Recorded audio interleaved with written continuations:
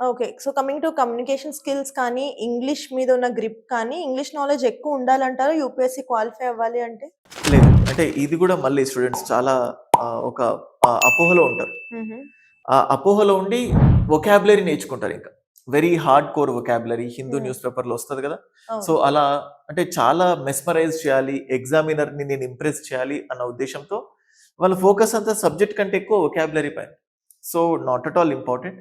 ఎంత సింపుల్‌గా రాస్తే అంత మంచి మార్కులు రావడానికి ఛాన్సెస్ ఉన్నాయి. ఎంత ఓకే. సింపుల్‌గా రాస్తే. ఇప్పుడు హుహు. ఫర్ సపోజ్ చూడండి ఒక స్టూడెంట్ ఎవరో ఒక క్యాండిడేట్ మీతో మాట్లాడుతారు. ఇంగ్లీష్ బావుంది.